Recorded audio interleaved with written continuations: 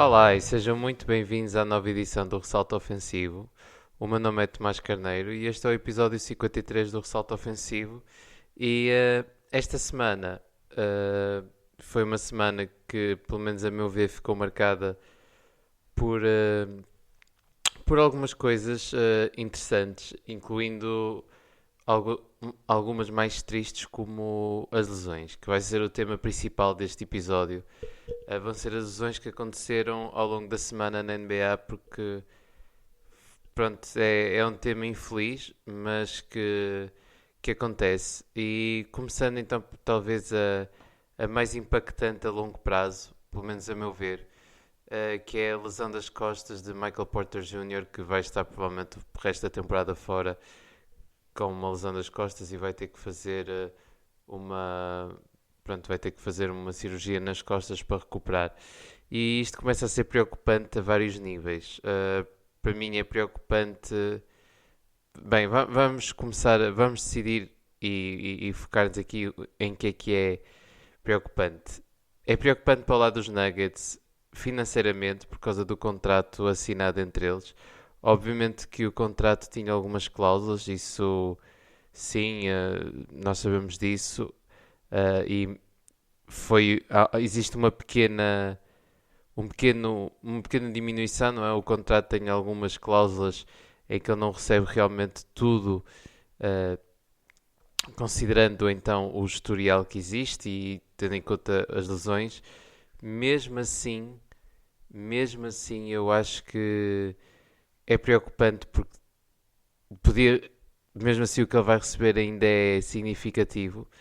Uh, E para o lado dos Nuggets estamos então, e apesar de na altura ter achado que foi um bom contrato, não é? Eu achei que foi um bom contrato porque um mercado como os Nuggets não tem a capacidade, infelizmente, de atrair free agents e eles têm que assegurar que os free agents que têm são, pronto, que os free agents que têm são de facto, têm que ficar com eles e no por cima um talento como Michael Porter Jr., eu acho que era quase imperativo uh, assinar aquele contrato para ficar com ele, porque de certeza que iam oferecer, tendo em conta. Ele não é que estivesse a um nível assim tão alto quanto isso, mas estava a um bom nível, por isso parecia-me inevitável quase que acabassem por oferecer esse contrato. Agora que realmente os Nuggets têm aqui um pouco de cap space ocupado por um jogador que não vai, que vai ocupar espaço no cap space, vai, e isto pode complicar muitas contas para os Nuggets. Do lado também do franchise, isto aqui acho que pode pôr em perigo algo que se calhar já não está a ser visto, porque ganhar o título e ter uma janela para ganhar o título é algo muito raro, é algo que deve ser aproveitado mal se tem a oportunidade. E com as lesões de Jamal Murray o ano passado, com a lesão de Michael Porter Jr. e Jamal Murray também este ano a voltar mais tarde, aparentemente a chegar, se chegar antes dos playoffs, são uns poucos jogos antes, ou seja, até que ponto Jamal Murray pode sequer estar pronto para os playoffs. Não sei até que ponto não poderá estar aqui a fechar uma janela para os Nuggets que o ano passado estava muito forte. Ou seja, se o ano passado eu sei que posso estar a exagerar, até porque é uma equipa ainda nova, mas aos poucos isto aqui passa. Isto aqui é muito rápido a passar. Uma pessoa não se apercebe quase. E não sei, eu acho que é preciso ter muito, muito cuidado. Eu acho que o que os Nuggets vão passar aqui é uma situação é crítica porque ou Michael Porter Jr. realmente volta bem uh, desta cirurgia, ou então, como eu disse, isto pode estar aqui a passar uma pequena janela para os Nuggets, porque Jamal, este ano e o ano passado pareceram 2 anos em que os Nuggets estariam fortes para ganhar o título, em que tinham as ferramentas para ganhar o título e parece-me que não está, que neste momento não estão lá. Eu acho mesmo que a lesão de Michael Porter Jr. pode marcar quase o final de ambições, pelo menos a curto prazo para os Nuggets. Eu sei que lá está, mais uma vez, eu sei que posso estar a exagerar, mas a verdade é que Jamal Murray este ano não vai dar. Eu acho que não, parece muito tarde. O ano passado acho que era uma oportunidade perfeita para os Nuggets, apesar do que aconteceu contra os Suns. Pronto, tinham mais capacidade. E o Jokic está no Prime, se calhar está neste Prime mais 2 3 anos. Mas Michael Porter Jr. duvido que volte ao nível mais alto. Aaron Gordon também está no Prime e a contratação eu acho que correu bastante bem e de acordo com as ambições que eles tinham. Acho que Aaron Gordon tem contribuído e tem estado, pelo menos, de acordo com as expectativas. Pelo menos. Eu acho que, se não mais, não tem superado as expectativas. Acho que tem ocupado muito bem o papel de glue guy e tem ocupado muito bem uh, o jogador ao lado de Jokic, que muitas vezes complementa defensivamente. Acho que ele tem estado perfeito. Uh, mas, pois, não sei mesmo. Não sei. Eu acho que isto está a passar. Bones Highland parece ser um bom jogador a longo prazo, sem dúvida. PJ Dozier é um bom jogador vindo do banco.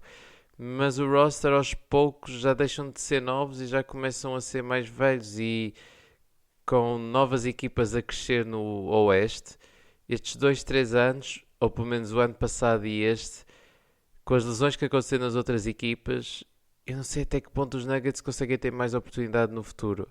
Ou pelo menos uma oportunidade tão aberta como tiveram o ano passado. Eu acho que o ano passado a lesão de Jamal Murray pode ter dado cabo de de uma equipa que tinha tudo para conseguir chegar ao título. Ahm, Pronto, eu sei que mais uma vez, como eu disse, posso estar a exagerar um bocado, se calhar estou, mas a verdade é que sinto isso porque Michael Porter Jr. havia muitas esperanças em Michael Porter Jr. e da forma como podia ajudar esta equipa, e a verdade é que não sei, a verdade é que não me parece que pelo menos a curto prazo isso vai acontecer e até que ponto Michael Porter Jr. vai conseguir recuperar de uma cirurgia às costas, não é? Que está longe de ser o desejável, seja a qualquer jogador, seja a qualquer coisa. Acho que a evitar uma cirurgia é sempre a evitar uma intervenção e vai ser muito complicado, até porque este meu ceticismo em relação a Michael Porter Jr. já vem de há algum tempo, não é? O motivo pelo qual ele desceu tanto no draft ao ponto de estar na pick 14 ou 13 nos Denver Nuggets era essa mesma situação, não é? A situação das lesões, dos problemas das lesões, que já vem seguido uh, desde o college year. Ele não jogou, penso que jogou pouco mais de 10 jogos no college, no ano em que ele teve no college. E o motivo é esse mesmo, não é? Sempre foi um jogador com muitas lesões e daí todo o ceticismo ele ter caído no draft. Infelizmente é mais do que historial nele, ou seja, isso aí acho que preocupa ainda mais. Já é um historial de família. Ah, e isso aí deixa-me preocupado. É um historial de família porque o irmão de J.T. Porter também tem já vários problemas de ACL. Mas penso que teve agora mais uma operação de torno ACL, um jogador que seria talento de primeira ronda que nem chegou a acontecer até agora. Uh, para além disso, duas irmãs que eles também têm que duas irmãs que também são de alto nível de basquetebol universitário que infelizmente também sofreram lesões, que infelizmente também têm um historial de lesões. Por isso temos aqui um historial de lesões na família. E eu acho que esse é o maior problema também para mim. É ver que este historial não é apenas dele, mas sim também da família. É algo já quase genético e espero que ele pelo menos consiga recuperar e voltar perto do nível que estava. Se bem que ele este ano estava a um nível terrível, ele este ano estava muito mal. E em relação aos Nuggets, pá, enquanto tiver Jokic neste nível, ele vai conseguir levá-los aos playoffs. Não sei como, mas consegue, mesmo com a equipa toda lesionada. Mas eu sei que o objetivo não é só playoffs, é título. E tem um jogador que pode conduzi-los ao título. E Jamal Murray é a peça ao lado perfeita para isso também, para os levar ao título, assim como Aaron Gordon é um glue guy perfeito, Will Barton também encaixa perfeitamente, mas precisam de uma terceira ou segunda estrela. Michael Porter Jr. aparentava, ou pelo menos podia ser isso, e neste momento não é. E isso é que preocupa também. Vamos ver o que é que a longo prazo poderá acontecer nos Nuggets. Eu duvido que neste momento estejam a pensar já em trocas, mas a verdade é que eu acho que será necessário, se calhar, prever ou pelo menos tentar abrir algum cap space para uma nova estrela. Eu acho que eles precisam seriamente de ambicionar ir mais longe. Eu acho que precisam mesmo. E daí um bocado a minha preocupação. Acho que precisam de precaver uma situação em que Michael Porter Jr. não volta nem sequer perto do nível a que estava. Pronto, passando desta lesão para outra lesão, infelizmente também, que mostrou ser mais grave do que também aparentava. Estou a falar de Brook Lopez nos Milwaukee Bucks. Brook Lopez parece-me que é uma lesão mais grave também do que estava à espera. Porque, caso contrário, não tinham ido buscar Boogie Cousins, não é? Que agora está a jogar nos Bucks. E devo dizer desde já que a amostra, apesar de pequena, tem sido positiva, pelo menos na minha opinião. Acho que o que Boogie tem mostrado tem sido bastante positivo, mesmo com os minutos reduzidos, está a contribuir mais do que é esperado. Bobby Portis tem mostrado ser um five, pelo menos para a regular season, bastante decente, não é? Bobby Portis a continuar a boa temporada que fez o ano passado e a voltar também em força este ano. Na verdade, eles têm provavelmente o melhor small ball 5 da liga, não é? Em Giannis Antetokounmpo, caso tenham que ir para isso. Mas eu acho que uma das coisas fortes dos Bucks e que ajudou na vitória a este título era mesmo o tamanho, não é? O size do roster. Ser uma equipa tão alta em que jogavam com o jogador. Drew Holiday era o point guard, não é? Drew Holiday não é propriamente baixo, nem sequer para point guard. Chris Middleton, Brook Lopez, Bobby Portis, Dante DiVincenzo, Pat Connaughton, Giannis Antetokounmpo, PJ Tucker. Ou seja, jogavam com uma equipa extremamente física, extremamente alta, e sem Brook Lopez perdem um bocado essa capacidade, mesmo que Cousins volte a um nível que não se está à espera, o que eu duvido. Para além do impacto defensivo que o Brook Lopez tinha. O Brook Lopez era um rim protector bastante bom e eu acho que e tinha um posicionamento defensivo muito melhor do que alguma vez teve nos anos nos Lakers e nos Brooklyn Nets. E muito importante para a defesa muito importante para a defesa dos Bucks. E a verdade é que nem essa contribuição vão ter, porque mesmo que Boogie esteja a um nível bastante alto, ou mesmo Bobby Portis, acho que não conseguem replicar o trabalho defensivo de Brook Lopez. A única coisa, na minha opinião, que Brook Lopez falhava mais do lado defensivo era mesmo o ressalto, porque faz parte também da defesa, não é? O ressalto defensivo. E aí Brook Lopez era um jogador que até era bom no box-out, mas depois pouco físico às vezes a chegar, ou o posicionamento talvez também não era o mais ideal. O facto também ofensivamente de lançar muito de 3 causava com que não estivesse disponível para esses ressaltos ofensivos, shout-out, não é? Mas não sei, para além de perdem um bocado de spacing, Bobby Portis é bom lançador, mas Brook Lopez também o era. Perdem um bocado de depth. Como eu disse, Boogie até agora até tem estado bem, mas não sei se é suficiente para convencer, ou pelo menos para ser uma solução a longo prazo. Veremos. É mais um problema de costas, mais um problema grave, na minha opinião. Uh, Como eu disse, isto não está fácil. E mais uma lesão de um big man também no Oeste. Desta vez não parece ser tão grave. Brook Lopez ainda vai estar fora algum tempo. Aqui ainda é grave, não é? O jogador que estou a falar, Bam Adebayo, vai estar fora de 4 a 6 semanas com uma lesão no polegar. E isto pode ser importante para os Miami Heat, porque os Miami Heat já desde o início da época que parece ser uma equipa que tem, tem pouca depth, não é? Tem pouca profundidade no roster. E acho que isso está-se a mostrar a partir do momento em que, com estas lesões, com esta lesão de Bam Adebayo, existe um bocado de dificuldade de quem é que vai ocupar esse lugar. Quer dizer, quem vai ocupar neste momento é óbvio, vai ser Dwayne Dedman, mas Dwayne Dedman não pode ser a solução a longo prazo para Bam Adebayo. Obviamente que nem sequer se quer pensar numa solução a longo prazo, porque o Bam Adebayo é demasiado importante sequer para considerar que ele não está disponível. Bam Adebayo há dias em que ele é o melhor jogador do ZIT, e é normalmente o segundo ou terceiro melhor jogador do ZIT. Na minha opinião, é o segundo melhor jogador do ZIT, apesar de gostar muito de Kyle Lowry. Bam Adebayo é completamente fora de série. Mas a verdade é que é importante porque, para além do Dwayne Dedman, que há 3, 4 anos para mim era um jogador que nem sabia se ia conseguir voltar à liga, não é?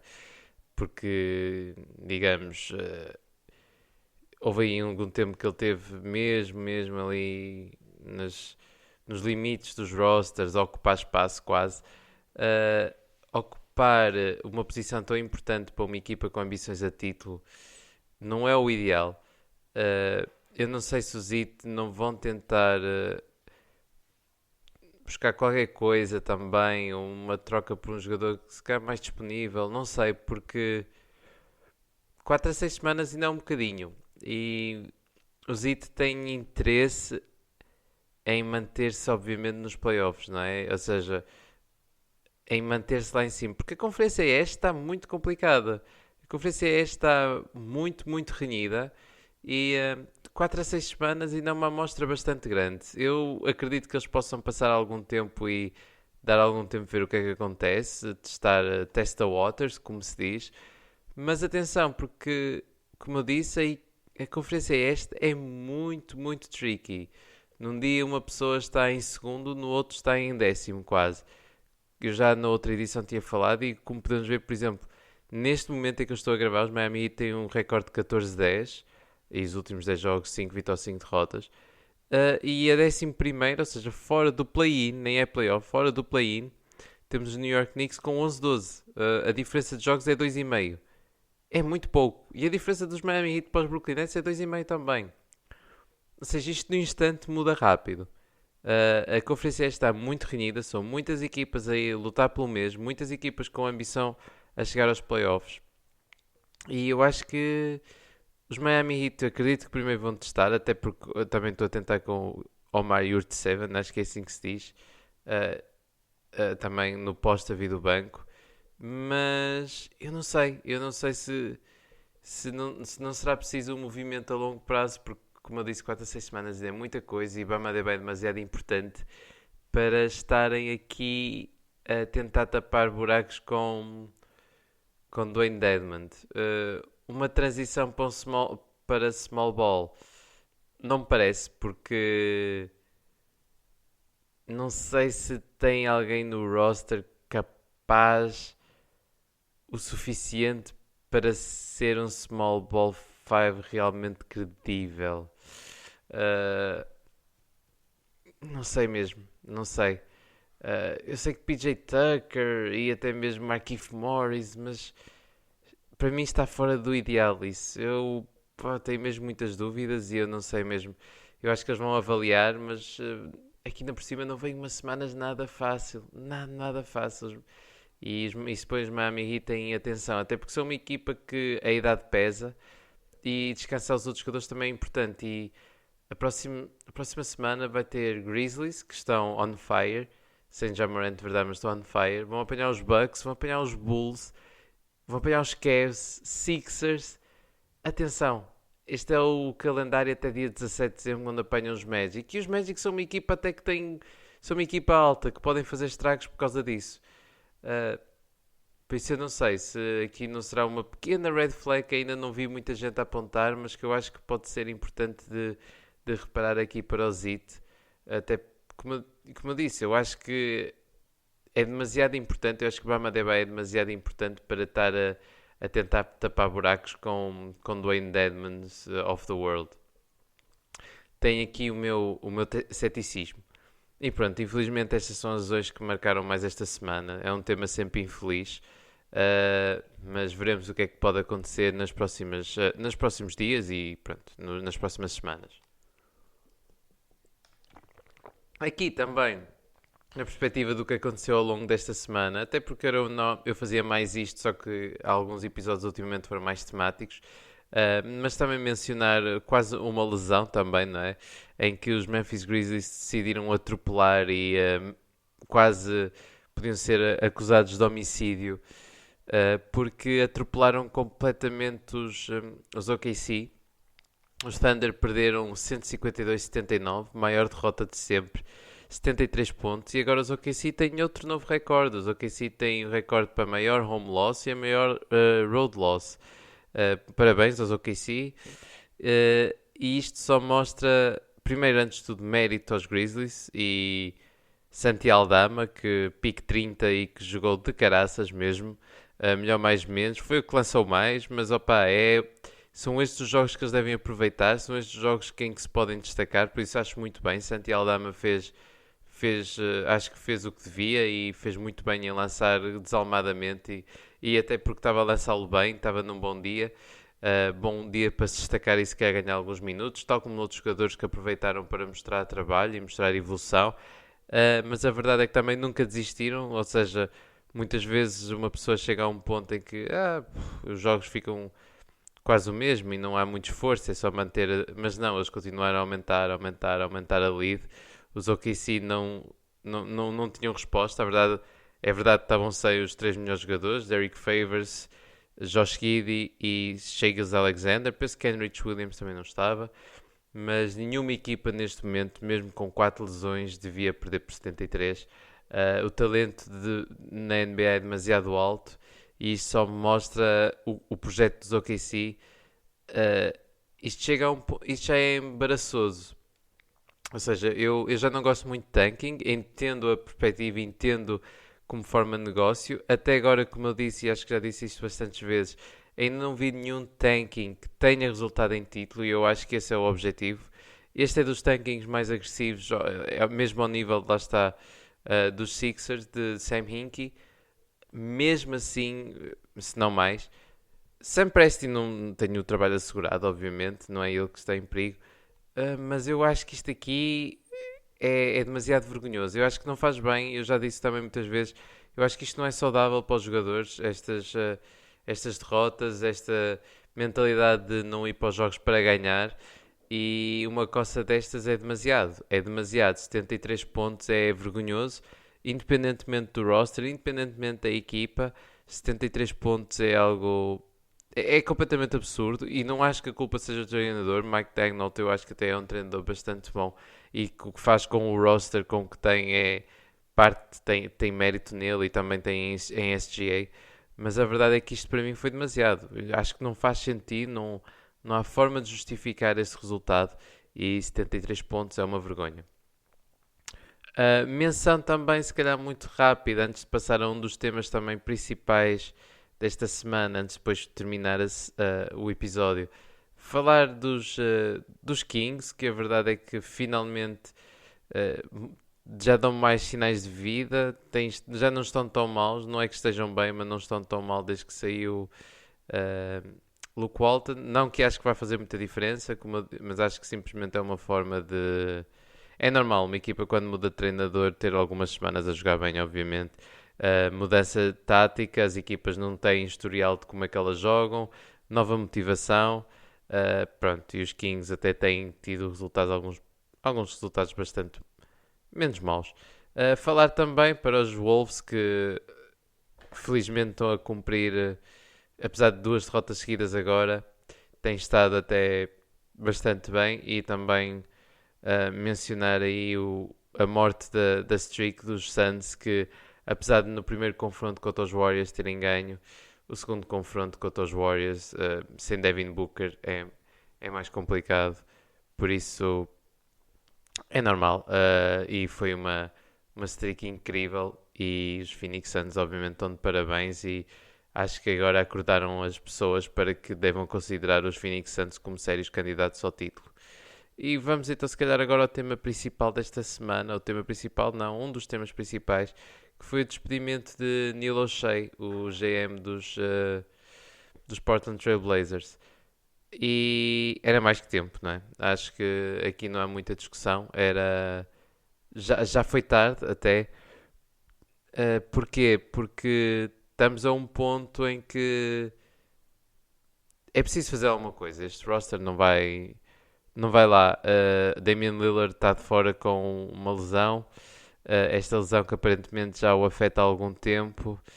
Está a ser a pior época de Damian Lillard.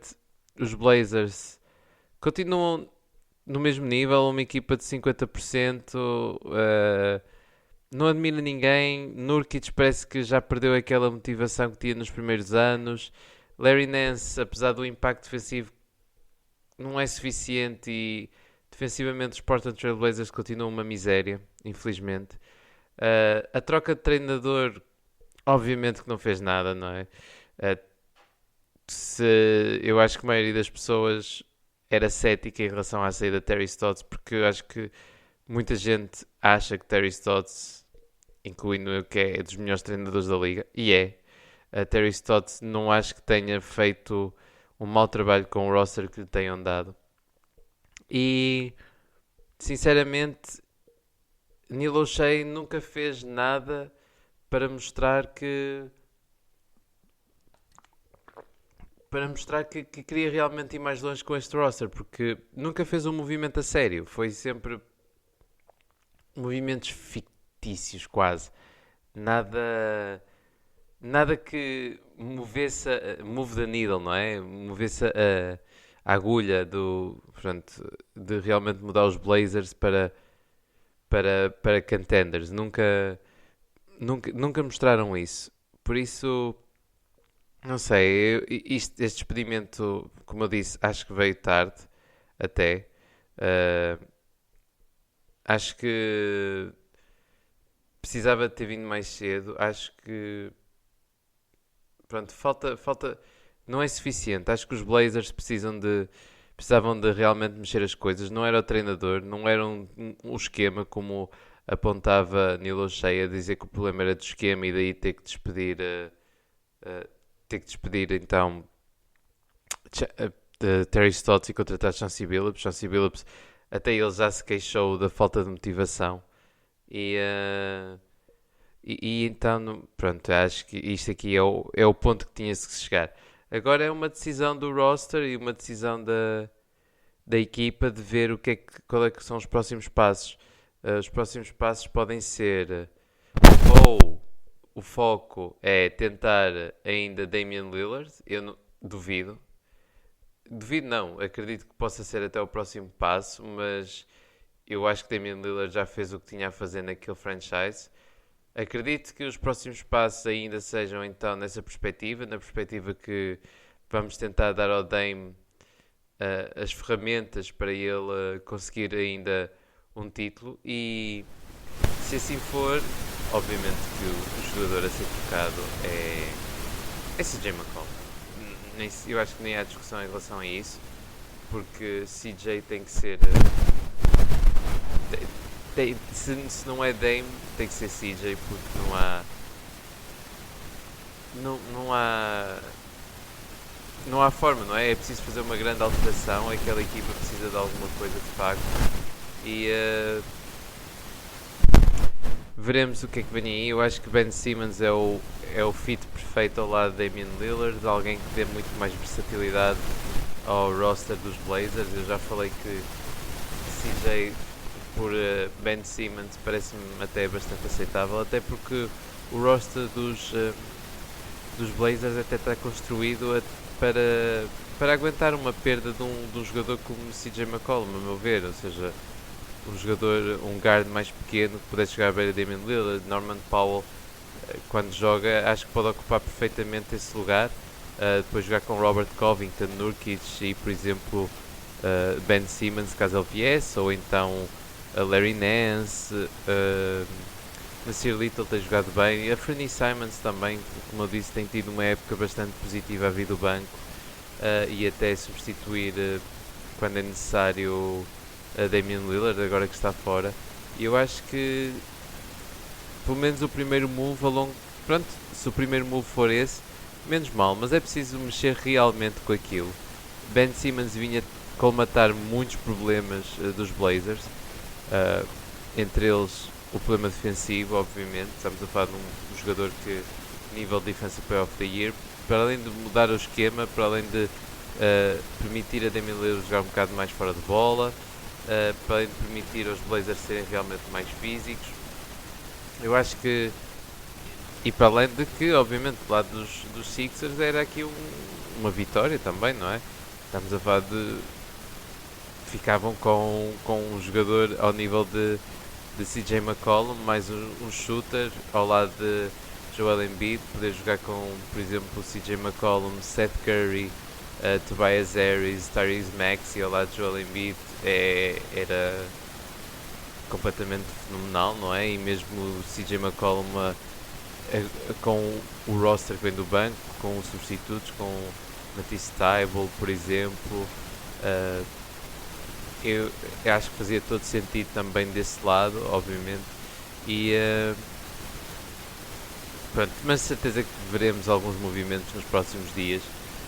Dia 15 de dezembro é um dia importante para a NBA, e porque muitos jogadores ficam elegíveis para troca, e eu vou aproveitar então o próximo episódio para dedicar-me completamente a trocas que eu acho que podem acontecer ou devem acontecer nessa data, porque de certeza que algumas trocas irão acontecer, porque normalmente é assim, porque, como disse, muitos jogadores passam a estar elegíveis para troca, e equipas que já estão um bocado mais aflitas podem realmente agir, e acho que vamos ver alguns movimentos, incluindo os Blazers, que eu acho que tem que acontecer alguma coisa. E a primeira peça realmente aqui foi em Terry Stotts, apesar de ter sido uma peça fictícia. É sempre o mais fácil de escolher o treinador. Quando se vê que o treinador realmente não era o problema, o GM tem que ser a seguir. E ainda por cima, com as investigações que estava a ver à volta de Neil O'Shea, acho que tinha que ser a decisão a tomar. Neil O'Shea não podia tomar mais decisões a longo prazo para este roster. Não fez o trabalho suficiente para que Lillard tivesse a equipa ao lado para brilhar, e, como eu disse, acho que a culpa aqui, Neil O'Shea tem bastante culpa por não arriscar. Acho que peca aí pela falta de risco, e vamos ver qual é, que é a próxima perspectiva dos Blazers, se é tentar então trocar CJ McCollum, trocar Damian Lillard, ou ambos, ou seja, se é blow up, se é, opá, Lillard, já fizeste tudo por nós, vamos tentar manter este core e ir buscar alguém mais ao nível, não sei, ou quase ao teu nível, não sei, disponível, ou não faço ideia. Eu acho que trocar Damian Lillard é assumir o rebuild, ou então se a perspectiva é vamos tentar mais um ano aqui com o Dame, ele ainda está no prime, e temos aqui uma peça que nos pode dar alguém que depois complementa bem Damian Lillard, obviamente, em Ben Simmons. Eu acho que seria o fit perfeito, e spoiler alert para o próximo episódio, duvido muito que uma das trocas que farei por CJ McCollum não será mesmo por Ben Simmons. E pronto, termina assim os temas importantes desta semana. Uma semana bastante agitada, por motivos mais negativos, normalmente, mas bastante agitada na liga. E podemos passar então rapidamente para os prémios semanais e para as exibições de destaque desta semana. Bem, aqui os jogadores para manterem debaixo do olho que tiveram boas exibições esta semana. Pronto, Trae Young, Kevin Huerter, John Collins, o típico. Aqui dos Celtics, Al Horford, Smart, Tatum. Falar também do massacre que os Celtics deram aqui aos Blazers, não é? E falar também da alteração de nome de Dennis Bench Freedom, um bom move. E tem jogado até bastante melhor, parece, desde que mudou o nome.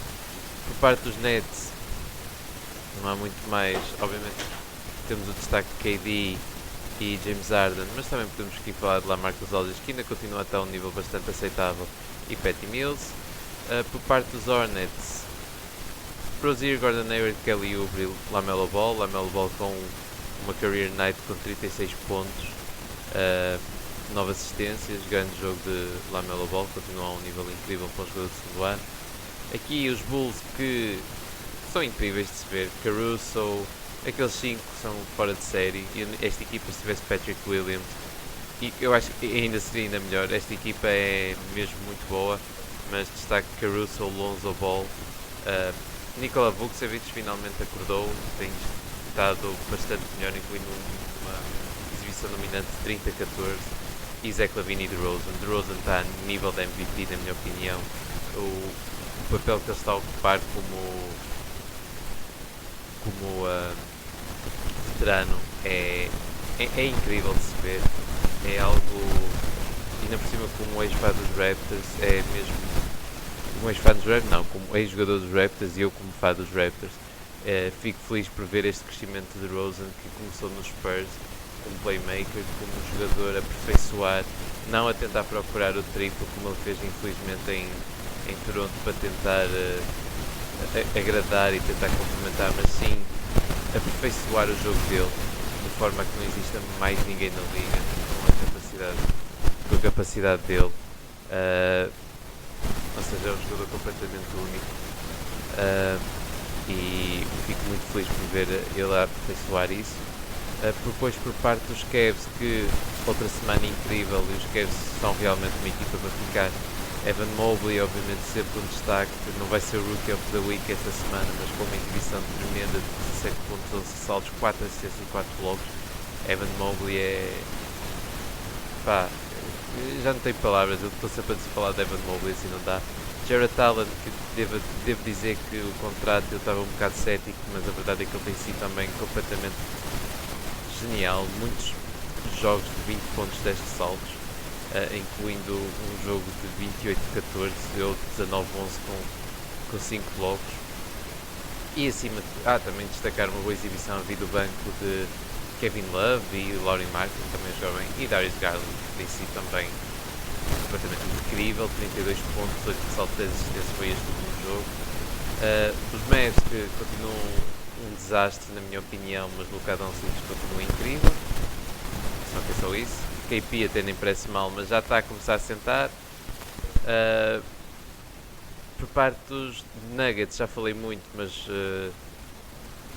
pronto, Bones Highland, infelizmente, apesar de ter saído com um pequeno toque, teve um grande jogo. Aaron Gordon, como eu disse, continua bem. Monte Morris de vez em quando. Zeke Naji fez um bom jogo, mas obviamente o destaque aqui para Nikola Jokic, não é? 24 pontos, 15 ressaltos, 7 assistências, 32 pontos, 11 ressaltos, 5 assistências. O impacto nem é todo refletido aqui ainda por cima. Pistons, temos Cade Cunningham, que continua a mostrar cada vez melhores resultados. O único problema para mim é, se calhar estava à espera de mais assistências, muitas vezes também porque os jogadores não acertam, mas também está muito turnover prone neste momento. Mas é normal, é rookie, por isso ainda é bastante cedo, acho que não é preocupação nenhuma. Isaiah Stewart tem estado bem mais físico ainda, parece que fez bem. Jeremy Grant tem entrado em melhor forma. Os Warriors, Steph Curry, Jordan Poole ainda em bom nível. Draymond Green a flertar com 5x5, aqui com 9-9-9-6-3. Gary Payton com um jogo de 19 pontos. Andrew Wiggins continua a ser incríveis. Os Rockets, que estão numa streak aqui, a ganhar jogos atrás de jogos. É engraçado isto coincidir com a lesão de Jalen Green. A verdade é que Jalen Green e a abordagem que ele tem ao jogo não é positiva para uma equipa que quer crescer, mas claro, também Christian Wood tem jogado bem, de Kevin Porter Jr. na ausência, claro, obviamente a mostrar-se, e Jason Tate, que fez um jogo absurdo, 32 pontos, 10 ressaltos, 7 assistências, 2 steals, 5 blocos. Aqui um jogador que eu acho que, se fosse um contender, eu ia muito atrás de Jason Tate, e até porque não encaixa, é um bocado mais velho que o resto do core dos Rockets, eu até achava interessante trocá-lo. E também falar de Alperen Sengun, que eu continuo a achar que é o melhor rookie este ano dos Rockets. Os Pacers, que são os Pacers, eu ainda não percebi muito bem que esta equipa é. Tanto ganham por 20 pontos aos Nets, como a seguir perdem por 30 pontos para os Magic. Eu sei que é um exagero, mas simplesmente não consigo perceber. Mas Caris LeVert de vez em quando tem bons jogos, mas Miles Turner também maioritariamente bons jogos, mas obviamente o destaque aqui é Malcolm Brogdon e Domantas Sabonis. nós estávamos com um jogo 16-25-10. Clippers, Paul George continua a jogar bastante bem e a levar esta equipa às costas, apesar de cada vez ser mais difícil, não é? As lesões não são fáceis, os jogos, o calendário aperta e Paul George não pode fazer milagres. Apesar de tudo, é bom ver Marcus Morris a subir em termos de contribuição e Reggie Jackson continua com contribuição bastante boa. Eric Bledsoe continua a desiludir, infelizmente. Os Lakers, que Westbrook, LeBron James, AD, Dwight Howard, Malik Monk, penso que tem surgido cada vez mais no banco. Os Grizzlies, que, como eu disse, nós dissemos já Morant, tem jogado bastante bem. Dylan Brooks é incrível, a falta que ele fazia nesta equipa, a garra que ele dá, e quando já Morant voltar, eu tenho mais confiança que os Grizzlies vão estar em ascendente. Desmond Bane, que teve aqui umas semanas mais em baixo, mas voltou outra vez ao nível em que estava no início do ano, e um dos jogos foram 29 pontos, 9 ressaltos, e não foi, atenção, não foi contra os OKC. Jaren Jackson Jr., que pareceu um All-Star contra os OKC, um jogaço tremendo. Santi Aldama, como eu disse naquele jogo contra os OKC, Concar também, mas Desmond Bane, Dylan Brooks e Jaren Jackson Jr. para mim destaque completo.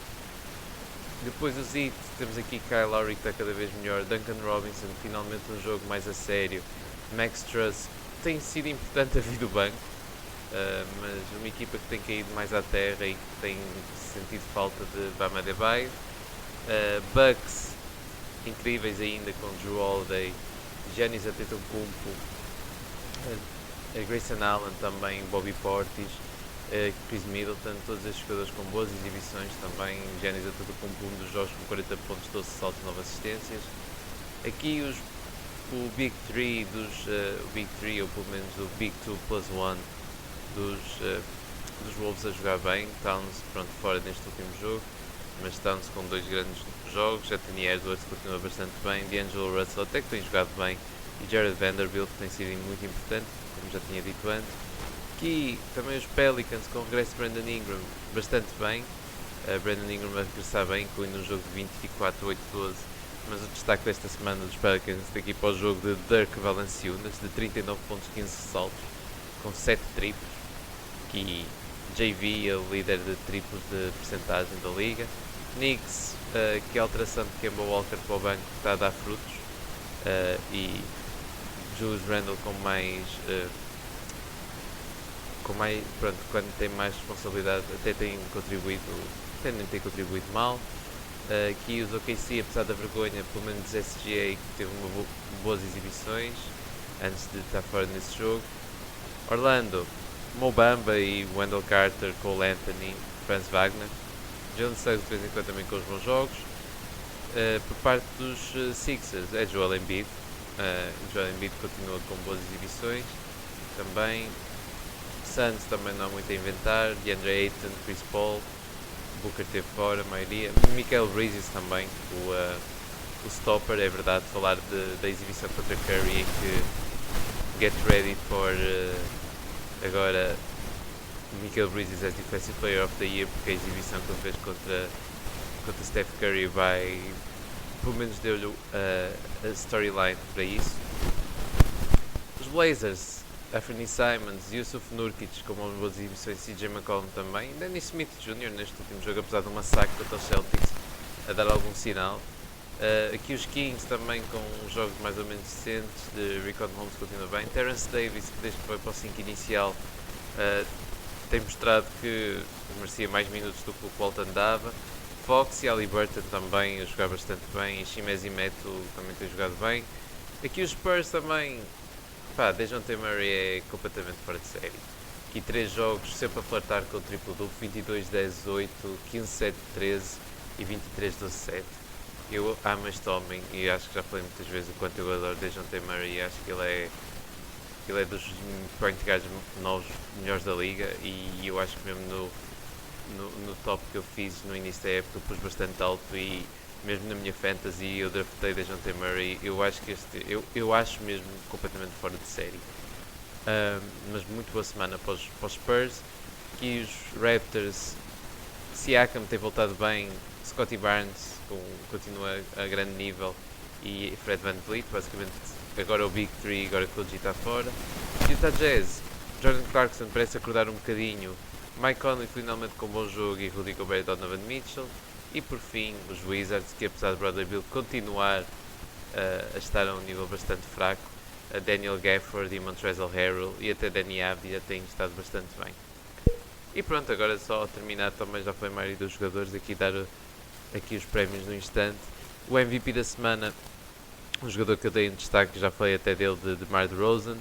DeRozan então a mostrar que aperfeiçoar o jogo é essa a abordagem que se deve ter e não adaptar. E aqui DeMar com médias de 30 pontos, 6 ressaltos, 4 assistências, com porcentagem de 59% do campo, com 80% de free throws, conduziu ele e Lavine e toda a gente, mas queria destacar é DeRozan desta equipa 3-0, ganhou os Wizards, Blazers e Warriors, ou seja, nem sequer é um calendário nada fácil, e DeRozan tem sido completamente fenomenal. O meu Rookie of the Week, shout-out a Evan Mobley, que continua a ser incrível e defensivamente. Eu acho que ele tem um case quase para All Defensive Team, apesar de alguns erros mais... Mas é normal para um jogador rookie, mas eu acho que ele tem quase esse... Tem um bocado essa storyline. Franz Wagner, Cade Cunningham, como eu disse, Cade Cunningham está lá, mas eu acho que ele às vezes tem estado um bocado perdido em encontrar os colegas e tem tido menos cuidado com a bola. Mas para mim o rookie da semana vai para Scottie Barnes. 17-7, 3 com 2 steals e 2 blocos. Apesar dos erros também defensivos, continua muito ativo defensivamente, muito ativo no ressalto, seja ofensivo, seja defensivo. E o mais positivo esta semana para as percentagens: 49% de campo e 48% de triplos e 75% de free throw. Se isto aqui sequer... Eu sei que isto é impossível, mas se isto significar que Scottie Barnes consegue um porcentagem de triplo 35%, por exemplo, para a primeira época, já é muito melhor do que eu estava à espera para a primeira época de Scottie Barnes. Depois, a minha equipa da semana e treinador da semana vai para a mesma equipa, treinador.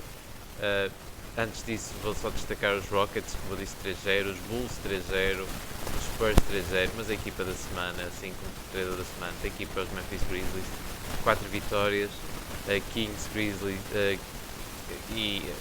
incluindo um massacre contra os Thunder. Isto aqui sem Ja Morant,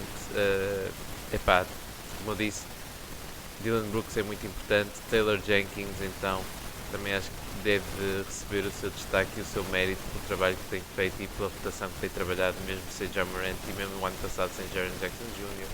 É um roster ainda com muitas lesões e a forma como ele consegue trabalhá-lo merece muito destaque. Eu tenho medo que seja um treinador que eu acho que não tem o reconhecimento devido. E pronto, vamos terminar agora no instante com o resto da equipa. Para além de DeRozan, no forward é ocupado por Jason Tatum. 3-1 esta semana para os Celtics, ganharam os Raptors, Sixers e Blazers contra os Jazz. Médias de 25, 10, 5, com percentagens mais ou menos, com 41, 33, 93. O poste, obviamente, tem equipa Nikola Jokic, 25 pontos, 14 saltos, 6 assistências, com percentagens de 58, 29, 83. 2-1 na semana, ganharam os Heat e os Knicks e depois perder contra os Magic, é que não percebo. E os guard spots para 2 guards que eu tenho muitas esperanças. Um que eu achava que ia ser o Most Improved Player, Darius Garland, e é com muita felicidade que eu dou mesmo este prémio. Ou posso dizer que Darius Garland para mim foi um dos guards da semana. 3-0 para os Cavs, ganharam os Mavericks, Heat e Wizards, ou seja, uma semana nem sequer assim tão fácil. E Darius Garland com 22 pontos, 4 ressaltos, 9 assistências, com 59% de triplos, com 56% de field goal, por isso fantástico também por parte de Darius Garland. E o outro guard spot vai para outro guard que eu já perdi algum tempo a falar, mas para mim um all defensive player, um jogador fora de série, um jogador que tem tudo para ser um segundo melhor jogador ou o 1B de uma equipa para título, um defensive player of the year potential para mim. Adoro DeJounte Murray, faz tudo, como eu disse, é um dos jogadores que eu tinha mais medo de driblar à frente e continuo a achar que ele continua a ser desvalorizado. E Dejounte Murray aqui com uma semana de 20 pontos, 9.7 ressaltos, 9.3 steals, 9.3 assistências, 1.3 steals e porcentagens mais ou menos 43, 38 triplos, isso é muito importante, e 86 de free throw, isto também é muito importante. E fico muito feliz porque eu tenho muitas esperanças em Dejounte Murray neste core dos Spurs. Conduzir então para 3-0 com vitória contra os Wizards, Blazers e Warriors também, ou seja, um calendário estupidamente difícil. E pronto, termina assim então esta edição. Como eu disse, a próxima edição irei-me dedicar aos prémios não, a trocas, tendo em conta que vem aí a semana das trocas que podem acontecer. Espero que tenham gostado. Acho que vou ter mais notícias a meio desta semana, mas veremos. E pronto, como eu disse, espero que tenham gostado e ouvimos para a semana no próximo Salto Ofensivo. Tchau!